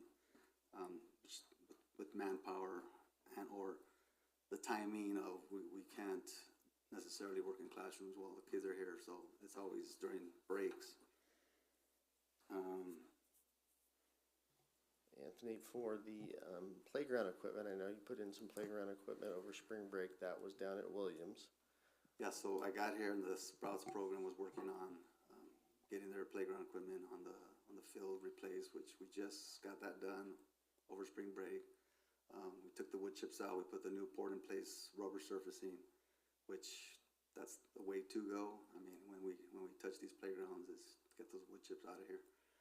The next one that's close to starting would be the Williams Tiny Tartans, which would be the kindergarten playground, because it's kindergarten, it's ages 2 to 5, which they only play, or the kids, the ages that only play there are 2 to 3. So we're trying to change the apparatuses a little bit to accommodate that age. On the install of those playground equipment structures, those are all your employees out of your department installing those, or you're contracting all of those out? Yeah. So we purchase the equipment. The designs are created. We, of course, get the principals to approve them, administrators. May tweak a few things. So we purchase it, and then we contract with a vendor to install them. If it's over a certain dollar amount, of course, we have to go out to bid for the installation. I have a question. Questions from the board about the elementaries? or Hypothetically process? speaking, let's talk about playground equipment specifically. If there were to be some shifts as far as sites are concerned, are these things movable? Like once they're in there, they're in there, they can't go from one place to another? They're in footings, so you don't, the structures would have to be replaced. They wouldn't reuse. Okay, The posts. okay. The interior equipment, the Yeah, the slides. swings, let's call them accessories. Yeah. They could be moved over, but any of the investments that we're making at sites are pretty, Because you're gonna stuck dig to up, that the site. pouring place is a big ticket item. You're gonna rip out. okay, You can't take that with you, so. okay. It's almost just a redo. One of the things I didn't see here was, didn't you just replace PA systems and clocks in some of the schools, or was it just at the middle schools? I didn't, but that's a Christie. Did That's I see Christie. Sam? That's That was Christie's. you, okay, but it was done, awesome, thank you. But that is ongoing with the middle schools, Williams and Wickham. What are we doing with the Sutherland property? With the snack bar and fields, or what are we doing with that? We haven't done anything with it. So we don't kinda- list that as part of Sutherland School? Is that gonna It's- bring its own identity someday or something? No, It's part of the big list. yes, it's part of our discussion, so Yeah. we've talked about it, but I think we need, there's a more discussion that needs to take place, but it's on our list. We have possible different things that we can do as far as how we want to proceed. Do we want to, Say yeah. the word. So, but Sutherland uses that field. They So u- we they use it, it, but we're not talking about it, or how? Sutherland uses a portion of the field, really portions of the outfield grass is used for physical education for 4th and 5th grade and for recess, for the upper grade recess. Other than the outfield grass, the rest of that area is not being utilized effectively, efficiently. And so that is something that we'll certainly look at, and when we talk about next steps in one of the last couple slides, we will reference that for sure. On the same line as that, the central cafeteria, is that considered part of Sellers, or is that in a different, as far as upgrades and things that are currently in the talks for that? We consider that Separate. part, kind of separate, kind of. Even though it's Central, on- yeah, it's central, we refer to it as central kitchen, yes. So that's not part of the sellers, is it part of any other slide or? I think since we that's the have it, district yeah, on the timeline, yes. Timeline and something related to the freezer, that we've had a temporary freezer down at Williams, and we'll talk about the central kitchen freezer, upcoming as well. Anything else, or Mr. Prada, anything else mechanical that you've come across? We know the HVAC mechanical issues, are there other pieces? Well, that's part of, I mean, on the next few slides is the CalShape grant is with the phase 2 of CalShape. You know, I think with Prop 39, because in my old district with Prop 39, we were able to replace a lot of our HVAC, our aging HVAC units. So again, as I say, I'm replacing them as they fail. But based on age, if they go 20, 25, 30 years, we would replace those already. So we'll develop a spreadsheet of age, so they don't break on us during school. Kind of we get it before it happens, hoping that the phase 2 money will pay for some of those. That'll be part of our master plan too of budgeting, you know, along with painting asphalt. Like it's just year to year, we're gonna do so many of them. And yeah, that's part of the CalShape. Yep. I think there may be a proposal here to take a short break and maybe take a restroom break. And then come right back and talk about any questions on the middle schools, and then Glendora High School and Whitcomb High School certainly, before proceeding to the final few slides after that. Let's take a quick 5 minutes, and everybody will be back at 10:42.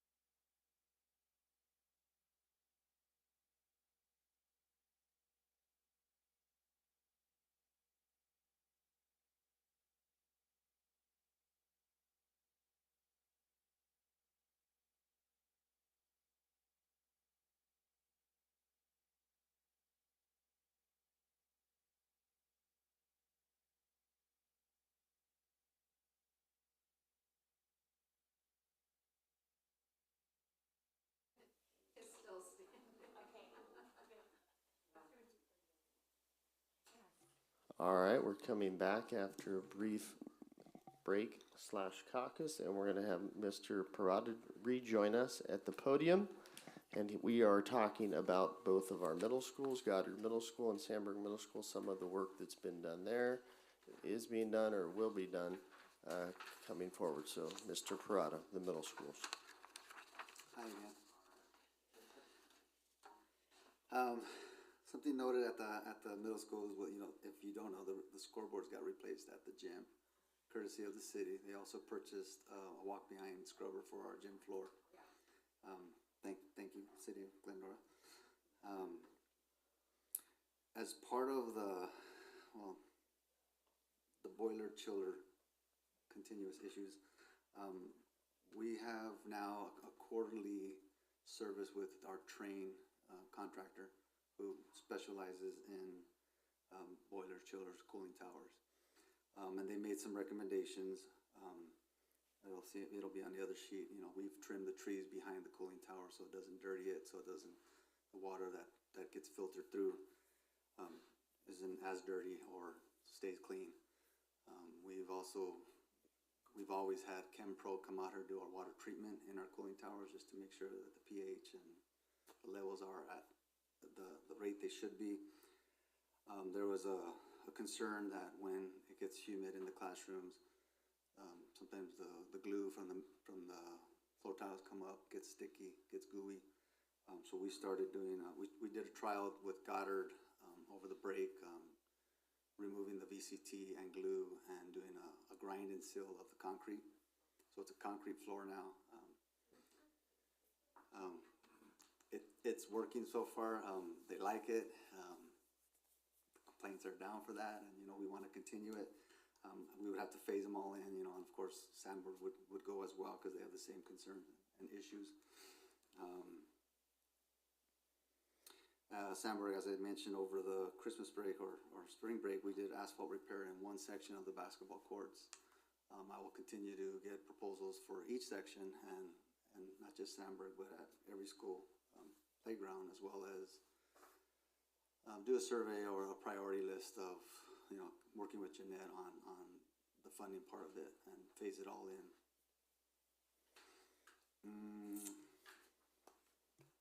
Any questions about the middle schools? And then Mr. Prada, if you could for us, just for our information, what's the difference on replacing asphalt in full versus doing the slurry type of a seal for the same size area? So slurry and stripe could be about 8,500. So that'd be a crack fill, slurry coat, stripe, 8,500.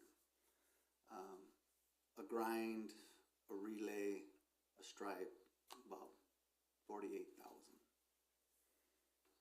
Okay. Just wanted to have an idea on that. Thank you. Any questions about the middle schools and maintenance items there? I know we've talked a bit about that area. Mr. Lopez? I'm going to assume that the fencing and all that's not included in here is part of the bigger picture, and, okay. Yep, and that'll be coming up on the summer work and timeline, which we will discuss here shortly. Moving on to the high schools, Glendora High School and Whitcomb High School. Mr. Parada. So I'll go to Whitcomb first. We, you know, where mainstream was, as I was coming into the district, we revamped those 3 classrooms, painting, flooring, spruced it up to be usable. As we said, the last 3 classrooms, 1, 2, 3, are not usable, and they're in disarray. If we ever use them, we'd have to clean them up just like we did 4, 5, 6. We did a couple rooms of HVAC replacement. Again, they failed during the school year, and we've had to replace them during the school year. At the high school, same thing. We've replaced the library 10-ton unit, the print shop. We did replacement of the compressors at the gym. We did a classroom. So again, once we develop this facilities maintenance plan, and we have a survey, and we have dollar amounts, and we have an idea of what's the priority and which way we're going to go, we'll get a better handle on preventative maintenance before it actually happens. To the high school, when the winds would just hit past, our softball dugout flew, got caught in the netting, which was great that the netting was there. We just recently replaced that over spring break. Again, when I got here, the Welcome Center was being refurbished, new flooring, new paint, new window blinds. It needed it, but you know, the way that it happened was a blessing in disguise.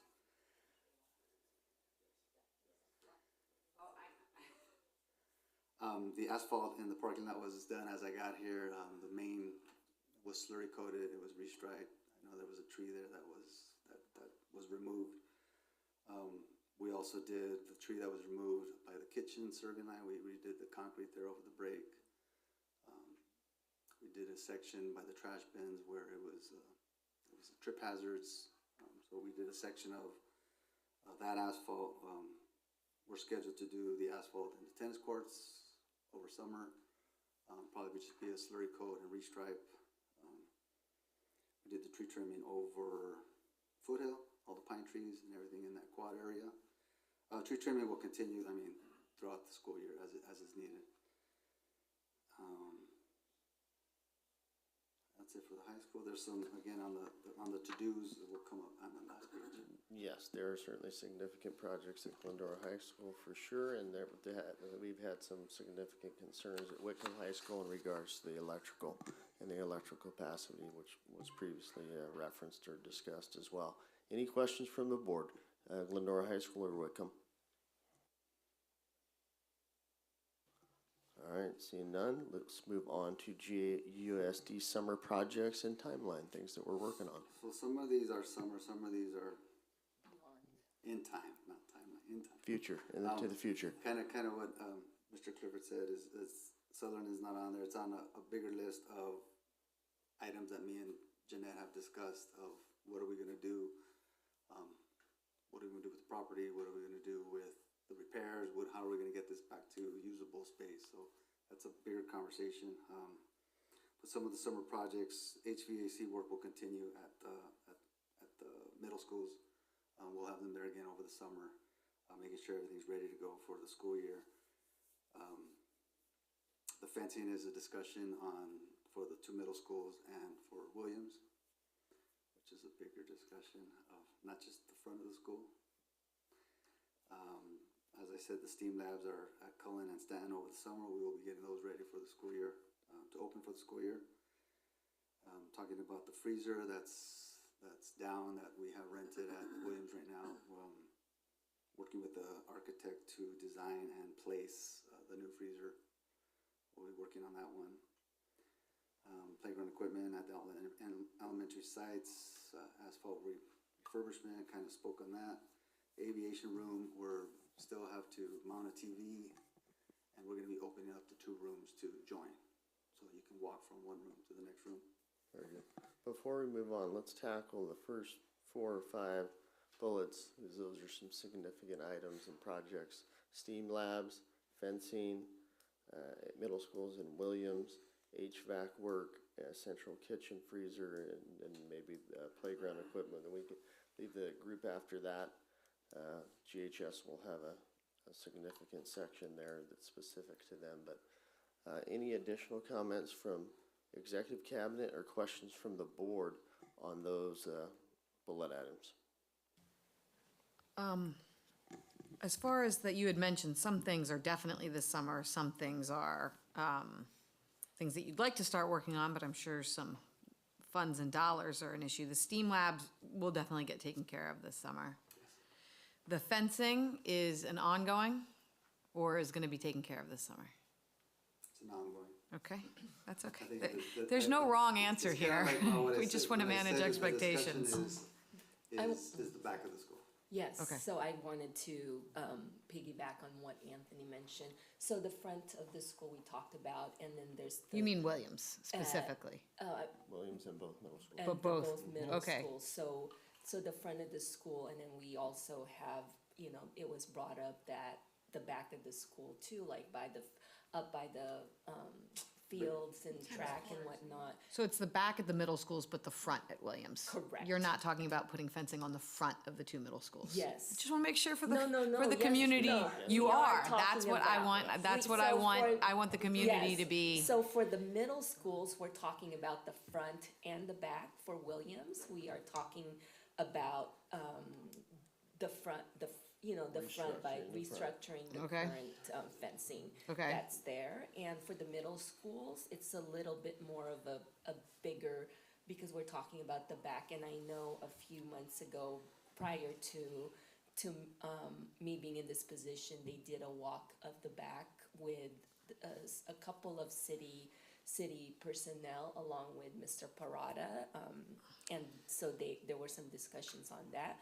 So now with the new personnel, so we would need to have that discussion again, because the back part of Goddard is partly owned, it's, by the city, so we need to collaborate and work together as far as how we want to accomplish the fencing related to those properties, and while serving definitely our sites and our community members.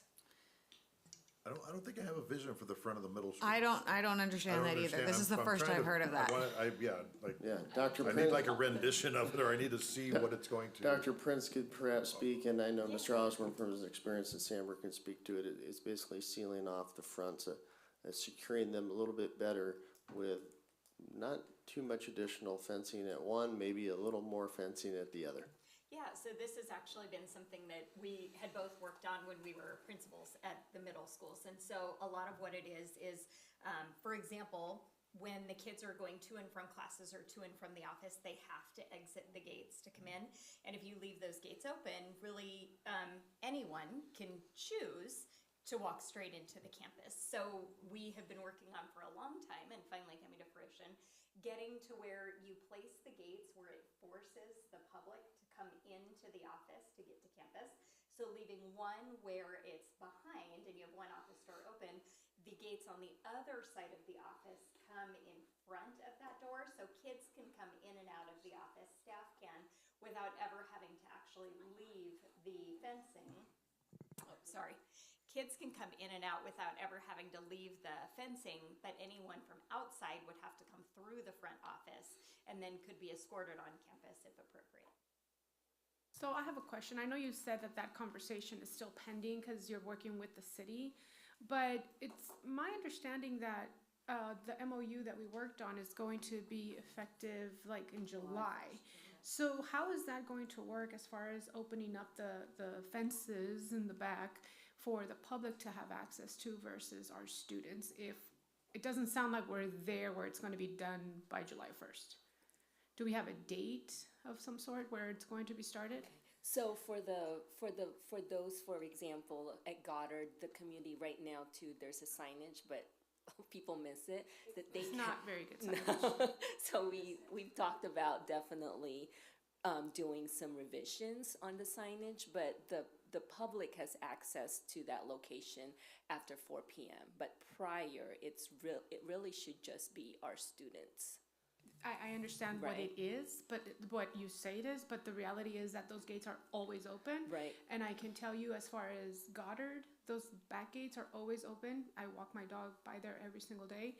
And there's people playing tennis, so there's access, and there's no gate between the school and the back side of I don't know how to describe it. Right. That everybody Correct. knows. No, you're absolutely correct. So it's that's not like why. they're locked until 4 p.m. I mean, people are walking the track with the dogs and all that good stuff. So what's the scoop there? At Well, what point is it going to be locked? I think Anthony What you can just still- said is there is no gates. So anybody can walk their dog or run the track during our school day, and we go up there for PE. So there's no gates to lock to keep them out. That's the whole point of installing new gates, is keeping the public out during school hours. So I guess that's my question. I understand that, refacing the gate, like it's a huge project and probably a long-term solution. But as far as just putting a gate on those two sides, and I'm speaking Goddard because I know that campus better than Sandburg, but probably the issue is the same at Sandburg. I mean, how difficult is it, how expensive is it to just put those gates now until we get all those other things sorted out? Well, so the issue at Goddard is the tennis courts are used during our school day. But should they be? That's the city's. Can there be a different access? That's the thing where we would have to seal that off with the I mean, gate. cause it looks like it could be Because you can easily go there at done. 8:30 and they're having full-on tennis matches. Right, On a Wednesday. right. I've So, seen that, so the that's my city concern. will not, the city allows them to use it during the school day. So we don't really use those during our school day. So yeah, there would have to be a fence that would, So currently, there is no plan for installation of those two gates and an additional access that's more controlled for the tennis courts for the community. not, there's a plan, but it's not a pretty plan of gates going up in the front of, the entry to the track. Okay, so Okay. that would have to be closed off. It would have to be closed off the tennis courts. It would have to be closed off the baseball fields. Yeah, at some point, I just wanted to mention too, and I think Mr. Parada can speak on this, like I mentioned earlier, there was a point, I can't remember when, where they walked it with the city and discussed the possibility of putting up at certain locations in order to seal off the Goddard field from during the school hours. So our job is, continue, have that conversation again, like I said, since everything is, coming back and I'm new to this position, so that's definitely, because that affects the front of the school. So if we're gonna put up the gate in the front, we should also consider the back, so that the access, so there's no point of access. If we put a gate in the front and not the back, then, so. So that's an ongoing project. The HVAC work and maintenance at the two middle schools, we've been talking about that a lot with Cal Shape and the grants. That's an ongoing project. The central kitchen freezer, is that this summer or is that ongoing? That would be this summer. Okay, and then, did we get to playground equipment or is that where my breaking point is? You got it, yeah. Okay, so playground equipment is ongoing. That's a big capital investment between all 5 elementary schools, so that's ongoing. And the playground Refurbishment. equipment will be funded by our ELOP funding. That's good. Since our daycare population uses those, so that's an allowable expenditures that we can certainly utilize. Asphalt is always ongoing. That's just gonna be Yeah, routine that's maintenance. just scheduling, planning, Yep. and prioritizing. And the aviation room revisions, that's this summer. Yes. And then I had heard somewhere along the way, I understand that you're gonna be opening up a wall to have it be a larger classroom, that there were some issues with connectivity or Wi-Fi, internet, something. Have we resolved all those issues? There was initially, we were working with a contractor for where the drops would be. Okay. And I think part of that delay, in full disclosure for me, was me coming into the position and coming in to see the rooms. I was in one of the final walkthroughs. And I actually asked for some revisions based on instruction. So when I looked and I asked Mrs. Deere, what does this look like for you in a day? Is this a setup that's conducive to the instruction you need to do? Because I kept seeing them going outside to do all of this instruction. So we did a few changes on where we were gonna put those drops and where we were gonna put the equipment for the best instructional practices before so full disclosure, the delay was, me coming in and saying like, we need a few revisions before we. No problem, no problem at all. But the aviation room, for all intents and purposes, will be up and running complete by August. Yes. Okay. The next, well, including aviation, there are 4 items in a row there, actually additional 4, starting with GHS baseball, that are projects that are coming up as well. So Mr. Prada, if you could reference those. Yeah, the baseball, as we know, the backstop netting will be replaced. And since it's not gonna be till after baseball season, we're gonna go ahead and increase the netting over the dugouts for the fall balls don't go on the track or into the school site basketball. The pool, it's a discussion we're having, continually having. a couple architects go out there and look at it, so we'll be working with one pretty soon. To start that process, track and field, I met with Principal Norrell and Mr. Tilton regarding new, additional brick dust, some shot put renovations, kind of some ideas of what they have funding to spend on for the track and field. Where there's discussion of security cameras as a district whole, we've been discussing that with Christy and Jeanette and amongst ourselves. So we're kind of, again, in discussion, we're planning, we're trying to figure out which route we're going to take. And the pilot Verizon network extender is part of Christy's. On the clock.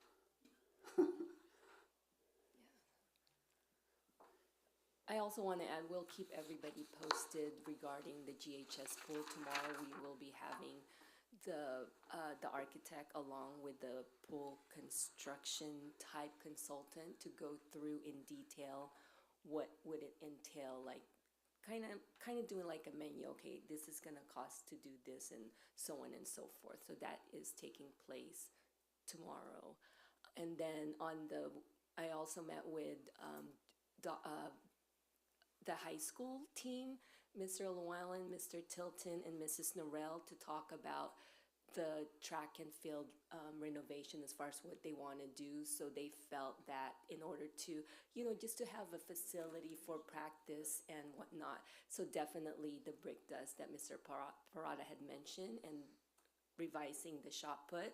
We've done some work related to the long jump. So once, I believe they felt that once we do the work on the brick dust, repairing the bleachers and whatnot, so they would be fairly, with all of those things that we are about to do. So sorry, Mrs. Espino. No, that's okay. So just kind of an update on where we are with the network extender at GHS. So it's been, I think, for anybody who's watched board meetings or who has kept up with what's going on with GHS Wi-Fi, it is a issue that we're aware of. We did a site survey. We know that T-Mobile has fabulous coverage. AT&T and Verizon have weaker signals. A lot of Glendora families and staff members have Verizon as their cell phone provider because they had a stronghold early on in the foothills. And so we want to make sure that in the interest of safety and communication that we're doing everything we can to boost the Verizon signal on our campus. It's just something related to the geography of the location and also the distance of the cell towers that are privately owned, of course, by Verizon. We don't have control over where they build them. We have put in a request for one closer, and it's not yet on their roadmap. So what we were able to do is, well, initially we did the site walk and we got a recommendation to do a distributed antenna system, which would have been about a $250,000 project to extend Wi-Fi without a guarantee of 100% coverage. So it was a very large price tag. Not really satisfied with that. I kept pushing, got in contact with some people at Verizon specifically who gave us a pathway for a trial basis for indoor coverage boosting. So similar to what you would have in a residence where you can get a cell phone booster, a network extender for your home. They have these on a commercial scale. And so we had to open a Verizon business account, which we didn't as a district have yet. We can do that with very minimal cost. I think we purchased like one hotspot to be able to open the account without like a lot of recurring fees. And so for less than $4,000, we're going to be able to get this network extender. It's an e-femtocell, so it's a networked version of the femtocell we would have purchased in that larger project. It will only really cover, their promise really is indoor coverage only. I don't know how the walls will stop the signal from reaching outside. I don't know if that is actually the use case, but they say it will cover up to, I think they said 13,000 or maybe more than that, 30,000 square feet. So a pretty big chunk of space. We're going to pilot it at the Welcome Center, where the administrative office is for Ms. Norrell, for the principal, and at the front of the school where signal is already weak. And then if it works there and it does effectively increase signal, then we will expand and do it in other public areas like the event center and the gym. And that way we'll have those extenders in areas that are likely to be evacuation zones or gathering places in case of an emergency. And also it will just help increase like during athletic events and things that are held in those areas. But having regular consistent users is why the Welcome Center was chosen instead of one of those initially, so that we can really have a focus group to give feedback about the effectiveness of it. So, you know, it's a low cost option for extending the network until we get a better idea of what the roadmap is for Verizon to build a tower nearby. And when do you plan on starting this pilot in the Welcome Center? So it'll likely get installed over the summer. We don't have it in hand yet. We just finished the process of applying for and getting our business account. So Okay. Nancy Cuevas in business and I have been working on that portion. And so we put the order in. It takes usually, I don't know, 3 or 4 weeks at most to get it. And Okay. then at that point, I need to work with my IT team to figure out how we're going to connect it to our network and what's required in that regard. Okay. So my hope is that by like no later than July 1st, we will have it on board and ready to test, and then Okay. we will own it. We have 30 days to return it. If it does nothing. If it does nothing, then we can return it. But I would like to at least have it in place with that window. I know that a lot of administrators aren't going to be on campus in July, but you know GHS never closes, so No. I expect that front area will still be a pretty So high I traffic think area. I think I speak for the majority of the group as far as really feeling like this needs to be a very high priority by like work it backwards timeline wise with your test, and hopefully it works the way that you're been told that it's going to work, such that on August 15th or 17th or whatever the magic day is, we've talked about how this is a real safety issue. And so just I think that you have the full support of the board as far as cost and timeline that way to make sure that this project in particular gets bumped up to the top of the list by the time school starts. So instead of an ongoing project, this is a summer project, okay? All right, thanks. And just to clarify, Mrs. Espino, the Verizon network extender is for cellular, and the distributed antenna system, that would be a Wi-Fi piece? No, actually, or the the same? distributed antenna is the same. It's also Wi-Fi. So our Wi-Fi survey came out really strong. That our Wi-Fi at GHS campus is adequate. It is more than adequate. That they were pretty impressed that at all levels of first point of access, second like redundant point of access, and even the third most preferable point of access allowed people to connect. And even out on our field. Our evacuation areas, there was a mid-range access to Wi-Fi. So the Wi-Fi isn't a concern. There may be some moments where where there's higher traffic and whatnot, like in any situation. But for the most part, our Wi-Fi is stable at GHS. The cell is what we're focusing on. So yeah, that distributed antenna and this network extender. It's not to extend our Wi-Fi; it's to extend cell service that we otherwise don't have control over. Very good. Just before you leave, that last item, security cameras and the need, there's definitely some key spots that we'd like to add those soon, but if we were to need those in mass, meaning across the district at key spots, outside of restrooms to curb vaping, bullying, etc., negative type of behavior, those types of things, if we were to need to do something district-wide like that, how is our infrastructure set up to deal with something like that? So at this time, I would say our infrastructure, like our network infrastructure, is not primed to support a district-wide camera install.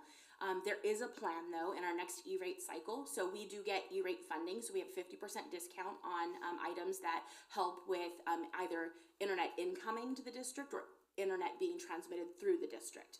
Security cameras, although it may not seem like a direct connection, security cameras in most cases today are internet enabled. They are done over like Cat6 cable, over Ethernet cable. They're not like the old days where it was like connected to a VHS tape, you would go pull the tape. And so we really need to have a robust network infrastructure. We need to have switches, like the places where all the things plug in our tech cabinets. Those all need to be up to date. Many of ours are at the end of their life cycle. And so in our next E-rate cycle, the plan is to apply for E-rate to fund our infrastructure upgrade. And we could also explore the possibility of other like school violence prevention grants or safety money that might be available. I'll need to research that to see. That's part of my plan for this summer as well, is doing research related to how we might be able to fund or supplement the funding for these kinds of projects. But right now our network would be really strained to try to implement something district-wide. We would have to purchase a lot at full price if we didn't wait for the E-rate discount in the next year. Thank you. Other questions from the board about those last few items, many of them addressing items at GHS? Mr. Parada, anything else you want to add? Thank you, Mrs. Espino. Anything else you want to add on the summer projects timeline? Mrs. Or- Merkley is requesting you get a little closer to the microphone, please. Thank you. Thank you, Mr. Parada. We appreciate that. The next slide is about a facilities master plan. Ms. Walzak can explain what that is and what it isn't. And there are two recent proposals that we've received in regards to having one of these take place here in the Glendora Unified School District, from Dixon Smart Schoolhouse and the other from LPA Design Studios. Ms. Walzak. Thank you. So the objective of the facilities master plan, so you would have a consultant come out, they will evaluate the condition of the different things like HVAC, the roofing, windows, things like that, and then they do a priority or identify the needs and repair or improvement. So you basically get a report showing what the priorities are. And of course, those can change based on what we felt we need to, bumped up as a priority. So we got a proposal from two different companies. One of them is like the Dixon, and that is roughly about $20,000. The other one is way out of our league. And as far as what our needs are, I felt that that one is definitely will do what we needed to do, going through our sites and identifying all of those things, and that will help Mr. Parada and myself as well to prioritize the needs of our district. So we evaluate like I mentioned, we evaluate the condition of the various systems and components. They come up with a list of recommended repairs and improvements, and then they also put together a cost estimate for each recommended action. And then for the company we are hoping to go with, the timeline is about 60 days. Yeah, the other company being significantly higher in cost, 10 times higher in cost, is full service. I would say the smaller estimate is the nitty gritty.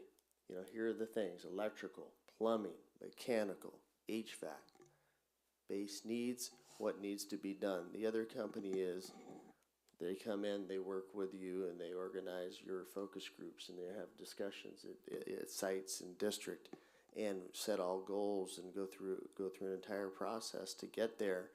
And their process is estimated to take a year for the full process. So you're getting additional supports and deeper details, but for the immediate base needs, and based also on the recommendation from Ms. Christakos, who we are working with in support of business services as well.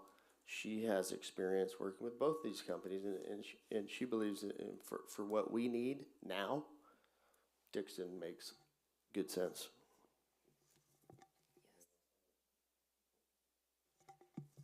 So we do bring those forward. So on the last slide, let's talk about some next steps, and as we'll try to gather a summary here. And open it up for final questions and comments from the board. One, we want to maximize our efficiency. When we look at staff, when we look at program, when we look at sites, when we look at capacity, all of those things, So we want to review and drill down on the data and the cost analysis, capacity models, and information with our entire leadership team. And we want to explore all options. We know that you can always maximize efficiency and become leaner and more efficient sometimes in such circumstances. We've had to do that in the past in this district. We're continuing to do that.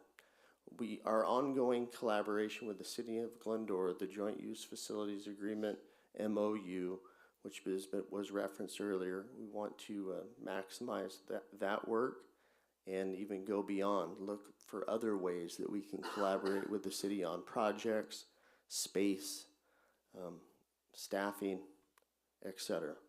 So continue that collaboration, but expand upon it. Explore funding sources. And this means consider and look at closely each of these grants. Legislative support. We've received much collaboration with our local and state legislators in regards to HVAC and otherwise other items that we've discussed, for example, District of Choice. Sponsorships, donations, public and private. Consider any surplus land options and uses. For example, when we talked about earlier, Sutherland Fields came up that have been unused for many, many years. Consider possible options for that land and either other uses for it. Consider extensions and or any new future bond measures going out into the out years. And I think once we receive a facilities master plan, we will know specifically what we're looking at in terms of total dollars that will be needed for key issues and concerns that are deep-rooted and mechanical and often behind the scenes at all of our sites. And then it's an ongoing assessment of the Glendora Unified School District's facility needs, but we feel it best at this time. And our recommendation is to move forward with the FMP specifically with Dixon Smart Schoolhouse, and they will work directly with the district, of course, and each site to detail costs and closely with Mr. Parada and his team as well.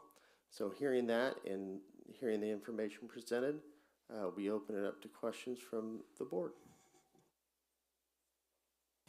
What do you need from the board as far as moving forward with the facilities master plan? Is that something we can talk about right now, or do we have to do it at the next school board meeting in open session? We'll bring it to the next board meeting. When's that? May 13th. Thank you. And at that point, how soon after that will the 60-day timeline begin? Once we have a contract, so let's say May 13th, I'm assuming from my previous conversations with him that he could start fairly quickly. So it would be great if he can go out to the sites in the summertime because the sites are not really being used. So once we do that, then I can get a more definitive timeline of when that can happen. It is also our intent to bring forward at the May or hopefully no later than the June meeting an agreement to look at possible appraisal of any surplus lands that we may have out there in our district that we may be aware of or that we're not aware of currently. So we want to bring that forward to May 13th or the first meeting in June.